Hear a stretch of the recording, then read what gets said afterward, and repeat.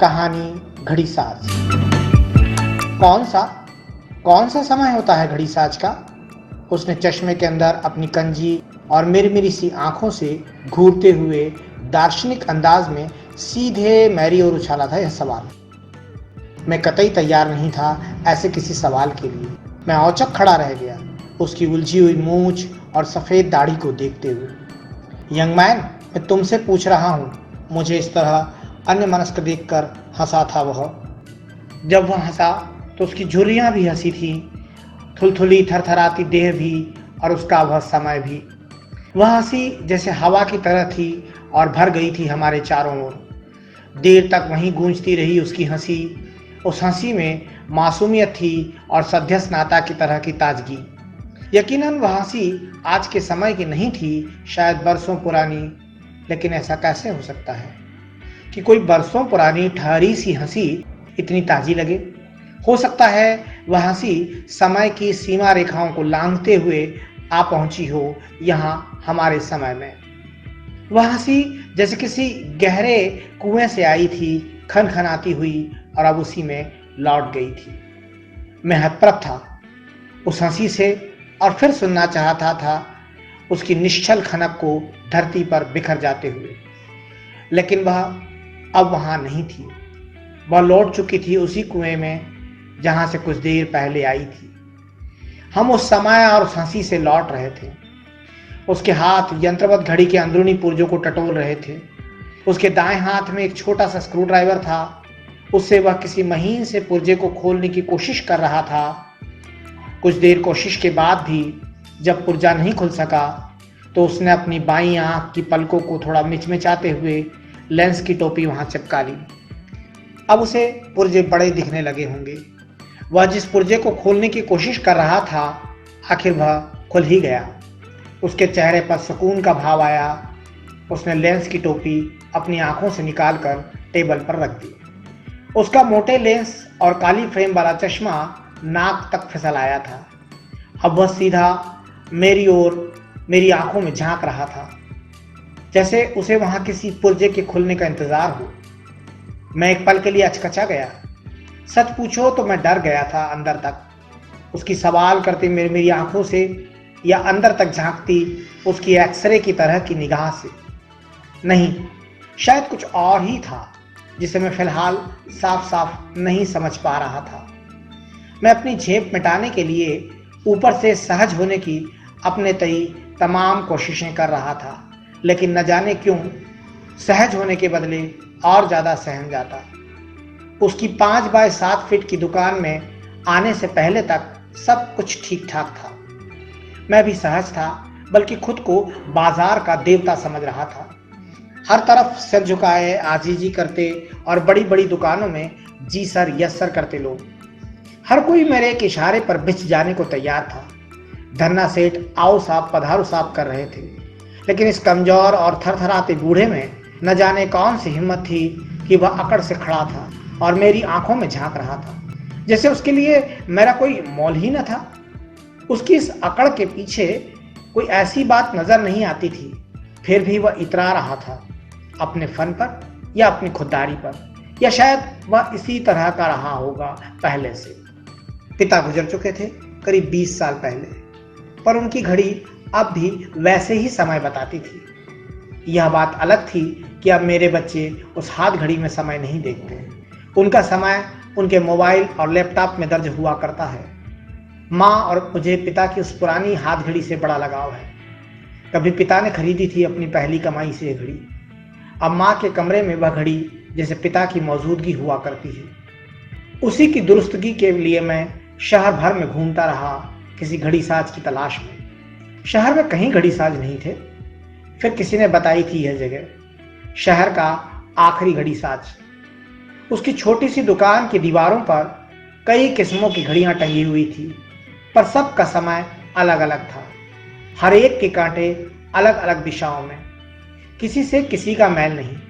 उसकी कोई भी घड़ी 10:10 नहीं बजा रही थी। उनके रंग, आकार और कंपनियां भी अलग अलग थी। बूढ़े की लकड़ी की कुर्सी के ठीक पीछे पेंडुलम वाली घड़ी लटक रही थी, जो इस दोपहरी में 6 बजा रही थी। उसकी कुर्सी के बाएं ओर का हत्था नहीं था, शायद टूट चुका होगा कभी। कुर्सी पर कई सारे मैले चिकट कुशन पड़े थे। उसके 2x4 के शोकेस में शायद कभी चमचमाती नई घड़ियां रखी जाती रही होंगी, लेकिन अब वहां तड़के हुए कांच के पीछे एल्यूमिनियम के चौकोर डिब्बों में, छोटी छोटी डिब्बियों में कुछ पुर्जे जमा थे। मुझे लगा कि इन छोटी डिब्बियों में उसने पुर्जे नहीं, शायद अपने समय को ही सहेज रखा है, जैसे बच्चे कभी कभी धूप को डिब्बियों में सहेजने की कोशिश करते हैं। शोकेस के दूसरे हिस्से में कुछ घीस कर बदरंग हो चुकी घड़ियां और कुछ चमड़े के पट्टे भी थे। उसकी टेबल शीशम की पुरानी पड़ चुकी लकड़ी की थी और बहुत भारी भी। टेबल पर औजारों और घड़ियों के पुर्जों की इस तरह घालमेल थी कि कोई उसमें से कुछ नहीं ढूंढ सके, पर उसके हाथों को पता था कि कौन सी चीज कहाँ रखी है। वह बातें करते हुए या इधर उधर देखते हुए भी टेबल से सही सही चीज उठा लिया करता था। दुकान में अंदर जाने के रास्ते पर ही बची हुई जगह में ग्राहकों के लिए 2 मुड्डे रखे हुए थे। उनमें से एक पर मैं बैठा हुआ था। मुड्डों का फोम पहले ही निकल चुका था और किसी के बैठने पर फोम अंदर की तरफ धंस जाता था। बैठने वाले को लगता कि वह भी धंस गया है। उन पर फर वाले कवर पड़े थे, जिन्हें शायद ही कभी झटकारा गया होगा।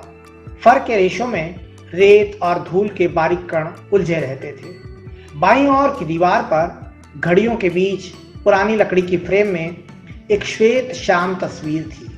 इसमें कोई युवा दंपति ताजमहल के ठीक सामने मुस्कुरा रहे थे। उन दोनों के बीच कोई 5-6 साल की एक मासूम सी लड़की हंसती हुई खड़ी थी। मैंने कुछ मिलाने की कोशिश की तो मुझे लगा कि इस तस्वीर का हीरो शायद यही बूढ़ा है।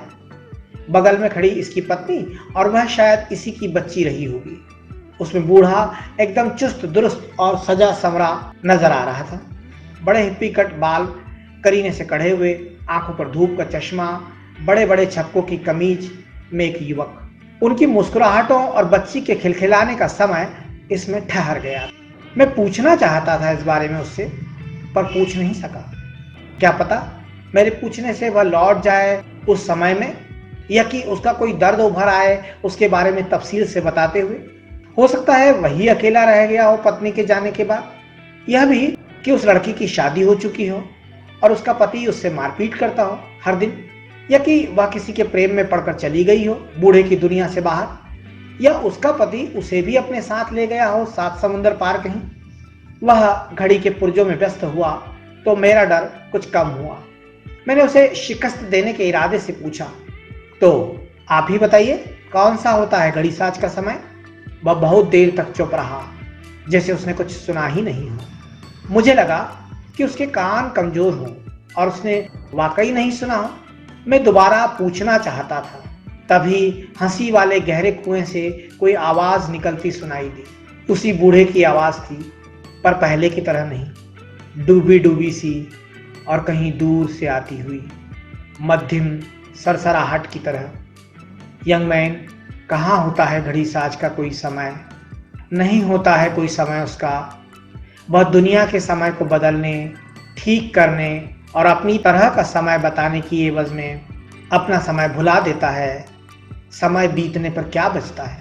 हम दरवाजे पर चौकसी करते हैं समय की, पर कमबख्त वह कब खिड़कियों से गुजर जाता है पता भी नहीं चलता। समय बदलने से बदलती है दुनिया, कहीं कुछ भी नहीं रह जाता पुराना।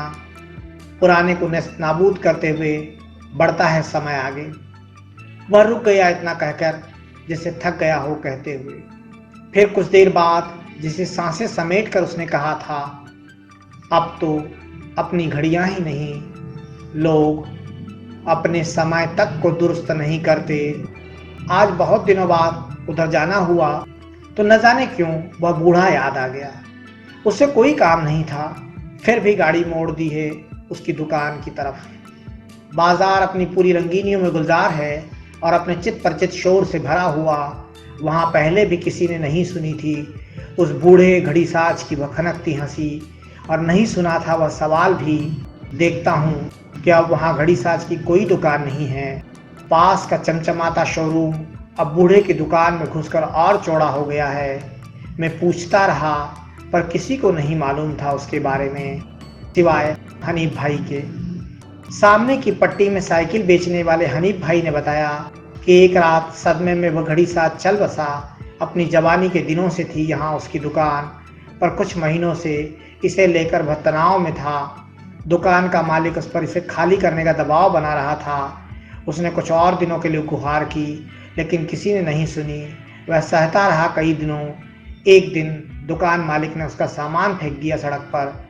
रोते हुए देर तक समेटता रहा वह सड़क पर बिखरा हुआ सामान। निराश हो गया था वह, जैसे सामान नहीं उसे ही फेंक दिया था सड़क पर। फिर बेआबरू किसी हाथ ठेले पर ले गया अपना सामान अपने घर। इस तरह बेदखल होने की रात उसकी आखिरी रात हो गई।